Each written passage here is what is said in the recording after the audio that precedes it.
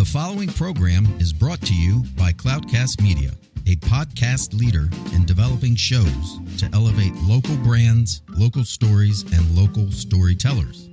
Cloudcast, bringing ears and minds home. The San Diego Union Tribune and Retirement Strategies Group present the Union Tribune Community Spotlight Show with your host, Drew Schlossberg. I'm Drew Schlossberg of the San Diego Union Tribune, and we are thrilled to have in the studio with us today Mike Aguilar. He is the Executive Director of the Flying Leatherneck Historical Foundation and a retired Brigadier General Officer of the Marine Corps. First of all, thank you so much for your service. Thank you, Drew. Really appreciate that, and looking forward to chatting about all the cool things you folks do at the foundation. For those folks in the audience that are scratching their head and said, "What in the heck is a leatherneck?" I'll give you the honors to describe what a leatherneck is. Sure. A leatherneck is a title that was given to the Marines during the wars, 1800s, early 1800s, and it's a result of the collar, the leather collar that the Marines wore around their neck for protection. Although the story, one story was it was more for having the Marines keep their head erect, but in fact it was protection from saber slashes, and it was a nickname that the sailors gave those Marines that were on board the ship. And it's been adopted and really became popular. The Marines adopted it and said they liked it, and hence the name Leatherneck. No, I think that's great. I know. I think Western Illinois University is nicknamed the Leathernecks, and I always get a kick out of that. Oh, okay. Sure I didn't know that. Yes, yeah. They're Leathernecks, and I know some people that went there, so I call them Leathernecks, and they just look at me with disdain, and I go, "No, you should wear that proudly." In that aspect as well. When was the organization or the foundation founded? Well, originally it was in the early 90s down or up in El Toro. Right. The museum started in the early 90s in El Toro. And when the air station closed down as part of BRAC and moved down to Miramar, the museum, which was on site at that time, moved down with it. And we transferred the original nonprofit organization that was supporting the El Toro Museum here to Miramar. And in 99, we stood up and created the Flying Leatherneck Historical Foundation. And the focus is to preserve the aviation history of the U.S. Marine Corps. It is. We're among other things, which include, in addition to preserving the history and the artifacts that we have there, but it's also to honor those Marines that have served in Marine aviation, and more importantly, to inspire not only today's generations, but future generations with the contributions that the Marine Corps made. Now, were you an aviator as well? I was. In fact, I'm very fortunate. At a very young age, I made a decision I wanted to be a military pilot, influenced by my father, who was a World War II aviator. Where was he? He flew in B-26s in Europe. He was a flight engineer, top turret gunner. So he would share his war experiences with me, and that inspired me at an early age to want to be an aviator. So I'm very fortunate to be a young man who had the opportunity to achieve his childhood goal. No, and again, thank you for your service. My father, too, fought in World War II. He fought in the Pacific. He was a medical doctor, and he was on Guadalcanal. Oh, my goodness. And wow. And he was in the 1st Marine Division, even the lieutenant commander in the Navy. And people who understand the war, and you do, of course, intimately, know Guadalcanal was not an easy place to be. No, absolutely. And those stories, those events that took place are some of the things we like to share, not only with the people that are visiting the museum, but actually reach out to our youth in schools and share with them the contributions of all service members, not only during war but during peacetime. It's also quite a sacrifice to serve in the military during peacetime. Well, it's interesting.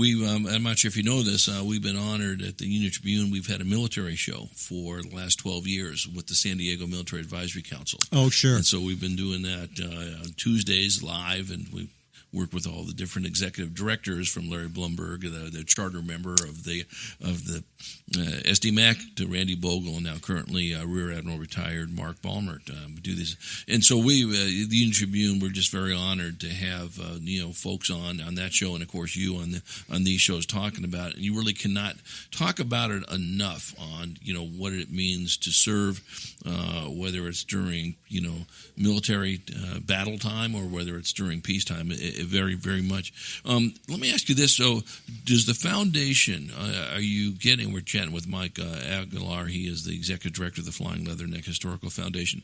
Do you get your revenues through membership? Do you get them through donations? Do you get them through grants? How do you get your revenue? All of the above. Right. We're like other nonprofit organizations, and our only purpose is to support the museum. We actually have two entities there. We have the Marine Corps Aviation Museum, which is one of three command museums for the Marine Corps.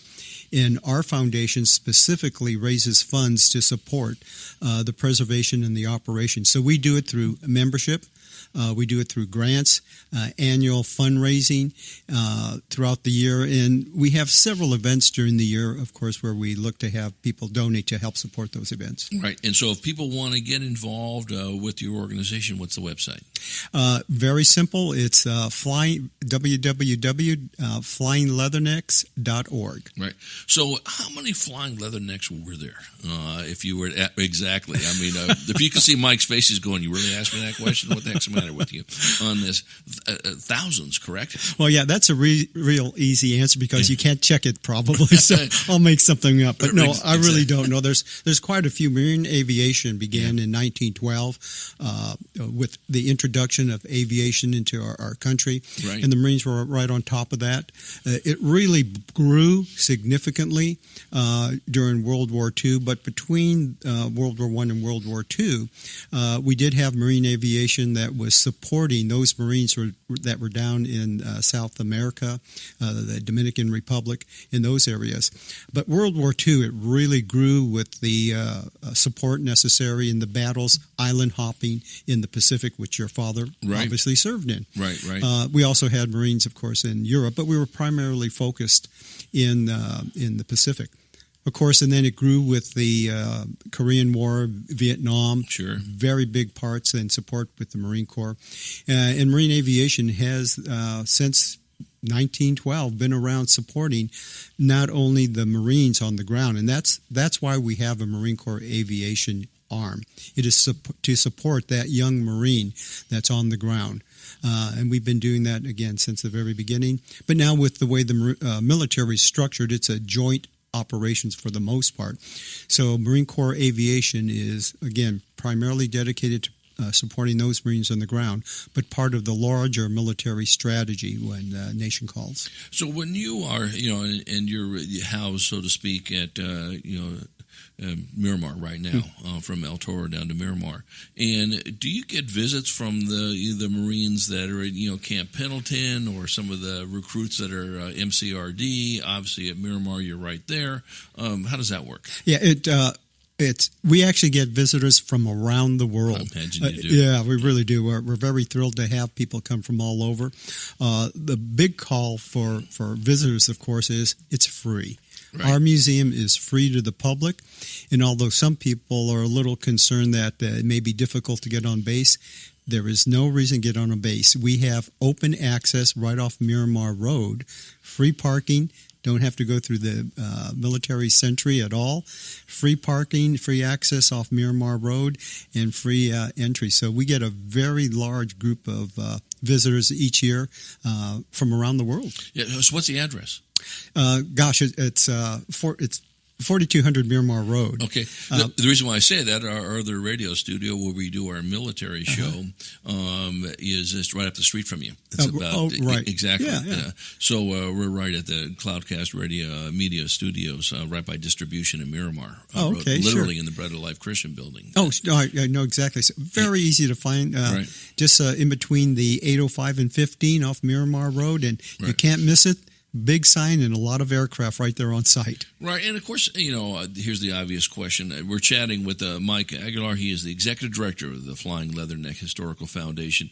You do not need to be a veteran or someone who has served to be part of the foundation, correct? No, in fact, we do encourage other service members to come and join us, but we also really encourage anyone from the community to come and participate and help support the museum. We have two efforts in that respect. The first one is, of course, docents at the museum. We have a absolutely wonderful museum store with great Marine Corps items to buy there at the store. And we also have and support through our volunteers a restoration hangar. That is on base, and of course we arrange for the individuals to have access to the base, but it's a huge restoration effort that we have in addition to running the museum day in and day out. So talk about that. We got about a minute before we go to break over here. What goes on in the restoration hangar? Oh boy, I tell you, it's a lot of dust flying, there's a lot of noise, and we have several iconic aircraft in there that are either in restoration, and of course there's a full-time requirement to keep the current aircraft preserved.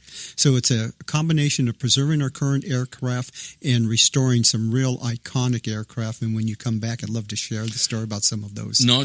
Well, we'll definitely chat about that as well. Shoot that website out again one more time. www.flyingleathernecks.org. Right. And I think with almost any of the organizations, your foundation, we just had in the San Diego Downtown Lions Club on this, is just half the battle is just letting people know you're there and what you need to do and how to get engaged in that aspect. So maybe when we come back from break as well, we can talk about how you are accessing maybe social media. What are groups that you would love to get in touch with that maybe has been a little bit of a challenge in this area, and more importantly, how our listeners can support your efforts. Of course, donations are very important. It turns lights on and lets you do all these restoration stuff, and no one should be afraid to ask for that. And there's no money tree last I checked in this world on this. And then also I want you to think about how can people get engaged. Do you need new board members? Do you need committee members, volunteers, or whatever? When we return with Mike Aguilar, he's the executive director of the Flying Leatherneck Historical Foundation. I'm Drew Schlossberg, and you've been listening to the Community Spotlight Show here on Cloudcast Media Radio. We are brought to you by Retirement Strategies Group. Retirement made us simple, folks.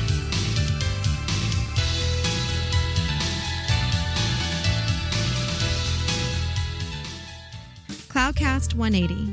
Powerful people, powerful stories, 180 seconds.